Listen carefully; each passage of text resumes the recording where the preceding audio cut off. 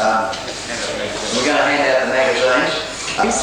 To make it a little easier, what I've done is to put some information down on sheets, and for those of you that never experiment past basic Saxon or Norman undergowns, an idea on the layout of making them. Now, I know that I risk making myself fairly unpopular, but I would like to have something to say about people in the medieval movement in general. Frequently you'll go around to various clubs and you'll see somebody who has been labouring over a helmet for months. They've investigated it, they've got accurate sources, they've got the best materials, they've cut it out 6 or 7 times and they've discarded bits of metal, they've got their friends and others' advice, and they've made it perfectly. They put it on their head and they walk out in a shoddy looking costume. It is a cross between Walt Disney and Ursart's Conan. Now, part of what our movement is trying to do is to get people to take us seriously. We're not a bunch of kids playing. Now, just as we don't want people to think that we have fiberglass helmets and aluminium swords, why then do people perpetually think that any costume will do? Now, there are very many people here who have got excellent costumes. They've gone to trouble, they've obviously investigated what it should be like, and to those people and to most people here who are wearing costume, fine. But please, can I impress upon you that if, as one of the desires of this conference is to get the public to take us seriously, put as much effort into your costumes as you do into other things. Now, I'm obviously, again, not asking that you go out, as Dave said earlier, and make yourself a gold filigree brooch with diamonds, or, no, very anachronistic, with garnets. But then again, don't appear as a Saxon clad in nylon. Please put as much effort into your costumes as you possibly can. That is one other, not a problem, but one other thing that might give you some more scope to work on. If you go along to your local library and say, I'd like some books on costume, please, they've usually got a fair few. We have medieval costumes in Britain, and we have ancient costumes in Britain, and we have costume cavalcade in Britain. It rather gives the impression that people in Britain were clothed, whereas the rest of the world ran around stark naked. Now, it also is becoming evident that as this movement widens, people are going into other areas of combat. Previously, it was largely British styles. However, at any medieval series of combats, now you'll see Saracens, you may see Landsknecht, you may see German mercenary gunners, you may see many people who obviously fought with the British. Why then do so many people perpetually wear only British costume? Some more adventurous people are going out and making the more unusual styles. And it's good to see that more people are adapting the Viking style of costume, not just in combat, but for their better types of costumes as well, because basically we all have our hacking costumes, those we don't mind getting a few holes in, and most people then like to have a dress costume. So it's good to see people adopting these other styles for their dress costumes as well. Now, one of the reasons why I've had a number of people misidentify the costume that I'm wearing is, oh, you're wearing Tudor. No, I'm not wearing Tudor. Now, I'm not saying that there was anything wrong with the person's identification. It's simply that they are not familiar with the styles of Italy. Now, the styles of Italy, particularly the Venetian styles, were 30, 40, in some cases 50 years ahead of the British. And the Germans, again, used entirely different styles of clothing. So what I'm asking is that next time you consider a costume, unless you are making it for something very specific, and it must be within perimeters, try something new, please. Now, it was when I was, this is the problem with the headdresses, yes. When I arrived this morning, I was really pleased to see somebody wearing a costume because of a particular type, because it was one that I was going to recommend to many people, or actually to women. and didn't have anything to show. And this is that for a good practical basic costume. Anne, would you just mind standing up if you don't mind? The Viking women's costume is straightforward and cool and easy to wear. Now this is an example of how you can get outside normal Anglo-Saxon. Now on these sheets, what I've attempted to do is just give an outline of what I've considered stays within the medieval period. I've included there Viking, Saxon, Norman, Plantagenet, House of Lancaster and York. I've fallen into my own problem in that I've only stayed with England. Now I finished in 1485, which most people take as the end of the strict medieval period with the Battle of Bosworth. What I have also given is a list of the materials that we used and also some of the first dates of mention in documents of new types of materials such as satins, velvets, damasks. Now, because we know that from interpretation of diagrams that these materials were often being used beforehand, all I've done there is give a first mention. Now, I've further gone on to identify the primary colours that were used and to give a few other asides. If I may just read it out, anybody who wishes to take it with them may get a copy later. This was that the primary fabrics for uses by men and women by the Vikings was wool and linen. The Saxons extended to wool, linen, hemp and silk. You may like to imagine what it would be like wearing a shirt woven from hemp. Norman, they used all of those, plus gilded leather and a very thick diagonal weave wool by the name of russet, from which we've gained the colour. The Plantagenets added a vast number of materials. Those of you, of course, who know medieval history will know that this coincides with some of the Crusades, and of course new rich materials were coming back from the Holy Lands that the British were thrilled with and used extensively. These include muslin, fustian, taffetas, satin, metallic tissue, worsted and frieze. And then the Lancastrian house added velvet, lawn, damask and camlet, which is a rather unusual mixture of wool and silk. The House of York, nothing new was added except the metallic brocades, and they were mainly from the continent. What I've said is that all of the above dates are first mentions. However, as we know new materials returned from the Crusaders, we may presume that in fact the fabrics could have been used at an earlier date. The colours are listed here, including some rather unusual colours: watchet, tawny, murrey, which were colours popular in Plantagenet time. And I've added, if you are making Burgundian or Italian clothing, colours can be brighter. Venetian sailors brought Islamic dyeing process back to Italy by the late 1200s, hence colours are brighter. Also, metallic brocades from Constantinople were being worn as early as 800 AD, and my reference there is a description of Charlemagne's visit to Rome. Also note that cotton was considered more precious than silk and very rarely worn. In fact, up until the 17th century, silk and actually cloth of gold and cloth of silver were cheaper than cotton. And this is something that seems rather odd to us. I won't read it out, but I have gone on from there to simply mention some of the substitutes that are sensible and practical to be used. Now obviously we can't go out and buy camlet. To my knowledge it's probably not woven anymore. However, by using materials that give the same effect, we can provide a reasonable facsimile. Similarly with colours, we must remember that even though the Vikings had an absolute passion for bright colours, that the colours reflecting their whole gusto with life, that they were limited from the dyes that they had to use.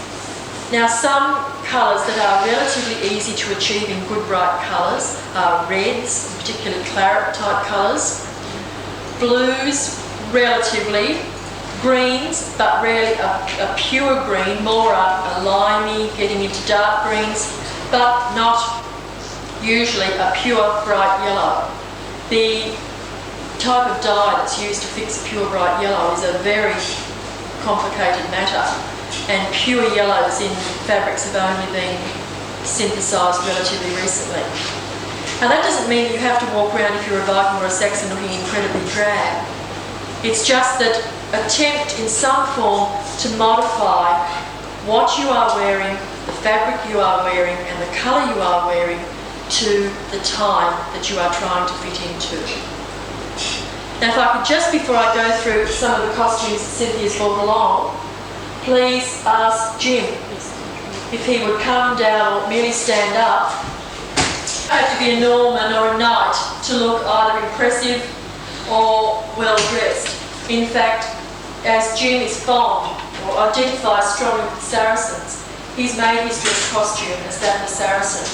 Now, as you can see, it's not unduly difficult. Anyone who could make a Saxon shirt could make a costume similar to that, providing that they were content to sit and provide the extra time in the different placement of braids. Add the sash, which goes over a heavy belt, and wind the turban, which are relatively easy to do if you don't manage to drop them 6 or 7 times. And you've got, I'll show you that this is not authentic, a relatively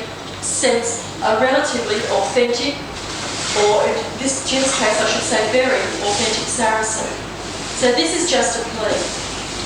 Ethnic folk dancing, one of the things that people get terrified about is making costumes and the trauma of it, but there's no reason because of things like, I mean, the first thing I did when I started that was do that to make sure for her.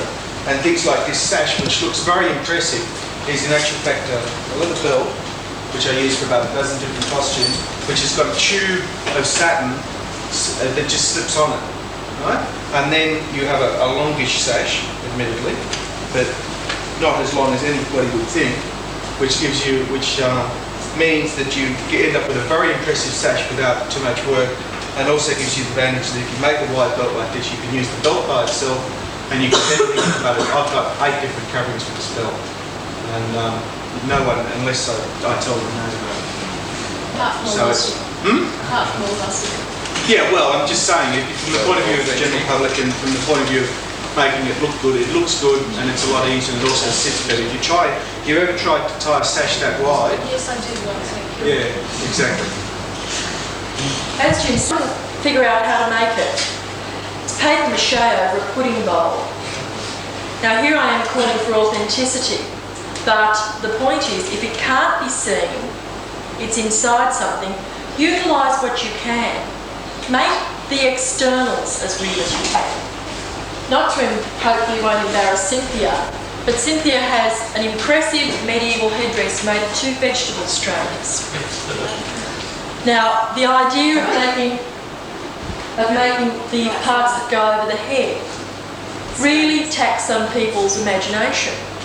The thought of using vegetable strainers would certainly not have occurred to me, but no doubt one day whilst going through a shop, Cynthia spied it and immediately it fell into place. Don't be afraid to improvise. Look around junk stores for pieces of old costume jewellery to make into your own jewellery.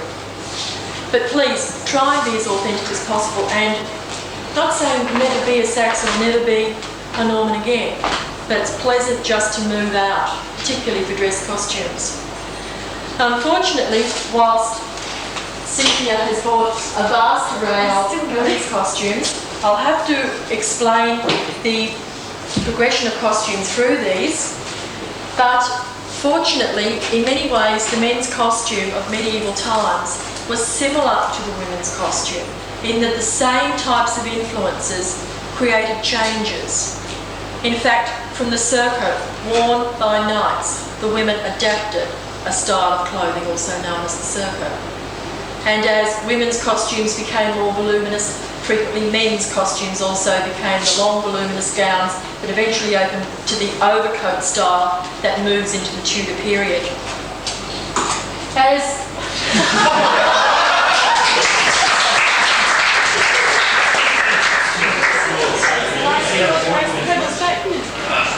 Can I move somewhere else? Yeah, hang on.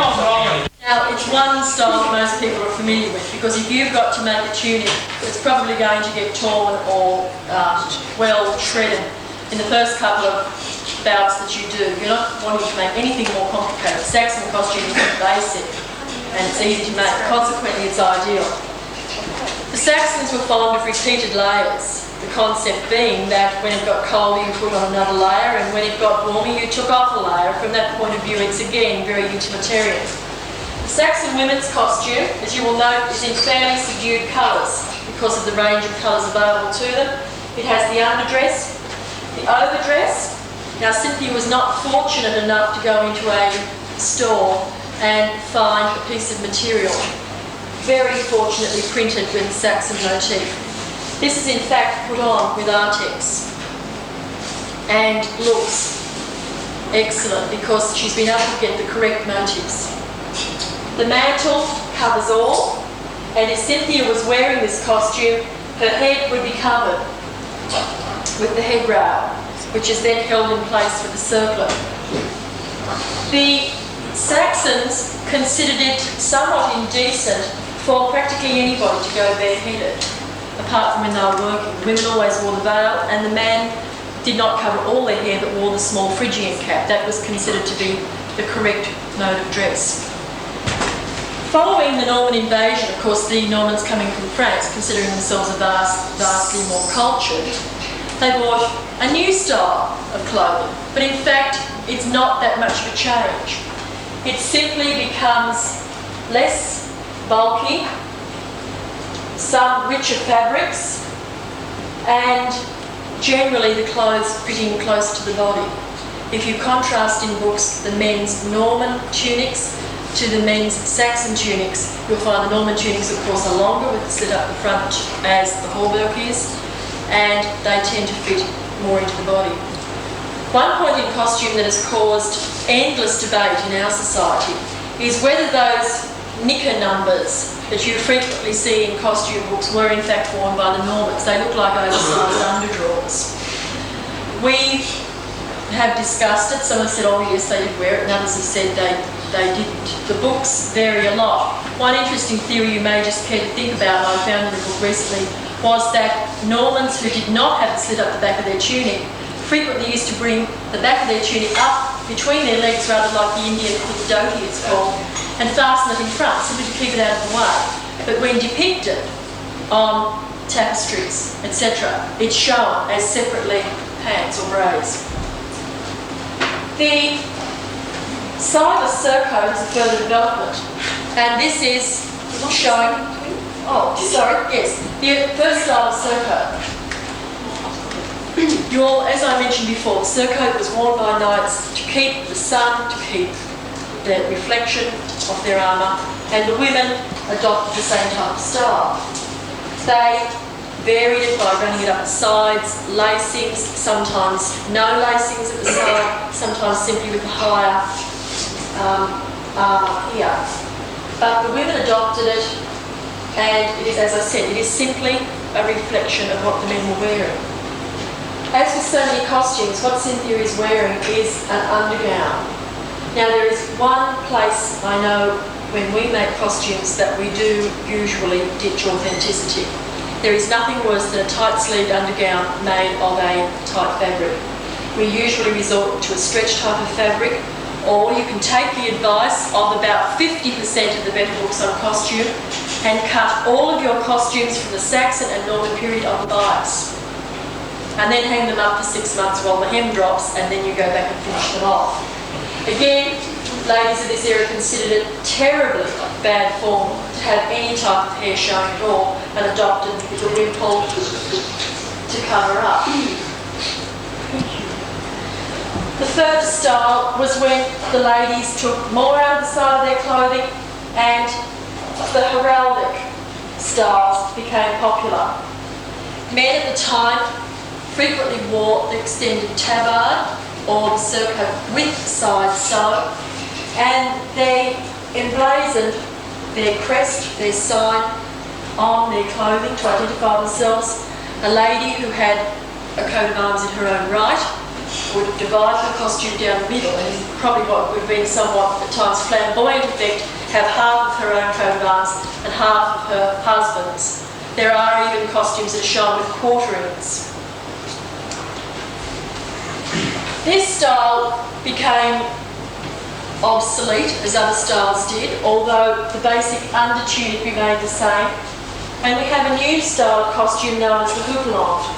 And the houppelande of this design was worn by both men and women with virtually no difference whatsoever. Originally, the idea of the houppelande was to make it narrow at the shoulder and flaring out.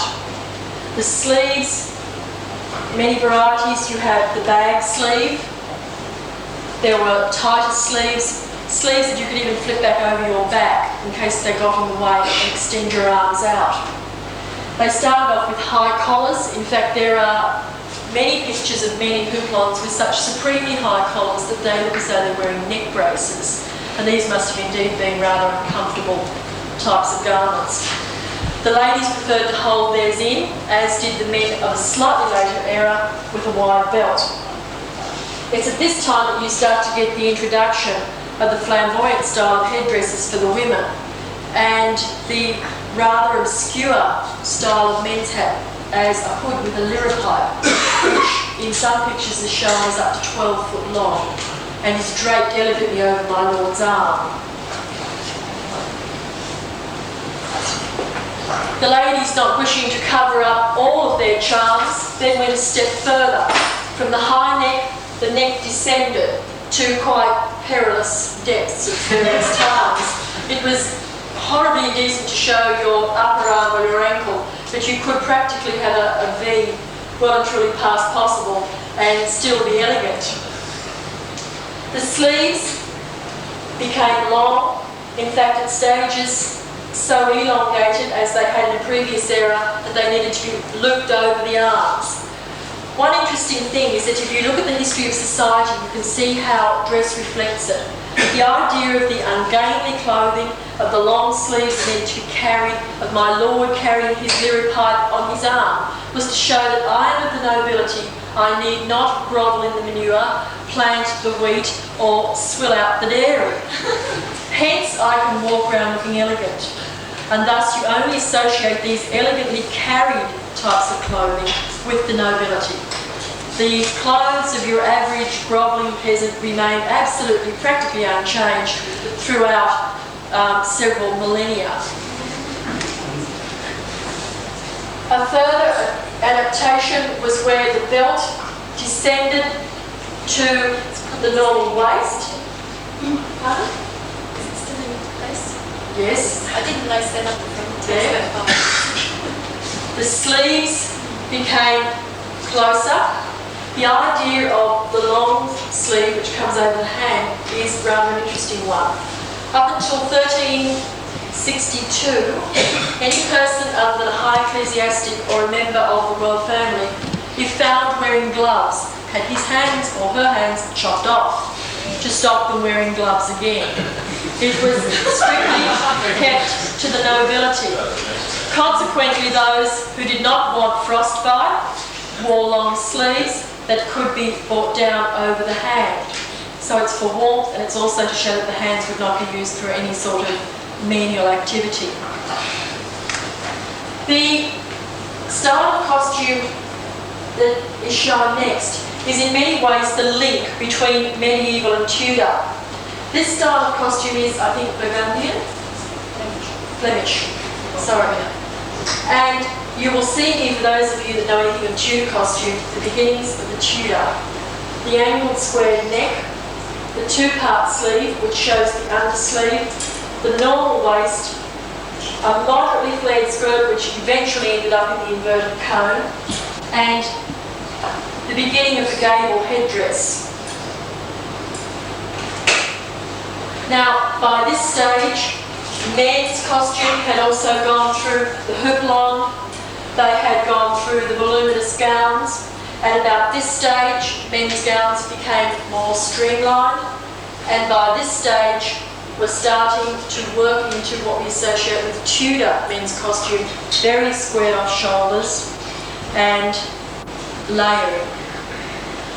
Now, whilst my lord of the guild of ancient noble butchers may have worn around his long houppelande, please don't think for the men that if you want to make a dress costume that you need to be swathed in these miles and miles of material. There are other male styles that are easy to wear, they are cooler, and if you've got a good body you may as well show it off. That's a great thing to say before I ask Peter to stand up. and show. They're sarcastic, but... No, that wasn't being sarcastic. You do have a body. By the younger men. The gowns are okay for the old one. It's relatively tight pants. Those who fancy themselves dandies went to the extreme. The super tight tights. It is the shorter houppelon. They did away with the huge collars, the voluminous sleeves, and the emphasis for decoration is the buttons down the front. The costume production from our society is, as I always say in my heraldry spiel, we are a non-sexist club. The majority of the men, or a good number of the men in our society, sew their own costumes. Particularly Jim up the back can give you any information that you need on costumes. Cynthia, as those of you who've read New Hedeby will know, is our standing consultant on very many styles, particularly with women's costumes. And if you wish to ask me any questions, please feel free anytime during this convention. We'll be pleased to answer any of your questions. If you'd like any of these sheets, the first one is on the types of materials used, the second one on suggestions for substitutions, and the third one is just a very basic outline of the differences in cut between Saxon and Norman men's costume, Saxon and Norman women's costume, and being very thoughtful as the Normans were, saying, oh yes, well in 1983 we know that they will only have 45-inch fabrics available to them. You find the adaptation of the Norman Maunch sleeve, which was in fact cutting there and adding another sleeve, or cutting there and adding sleeve variants, a wonderful one, because for most people that is the 45 or 48-inch mark when you fold it in the middle. If you'd like any copies of these, please feel free to take any of them, and as I said, there's advice to be given if you would like to know it. Thank you. Thank you.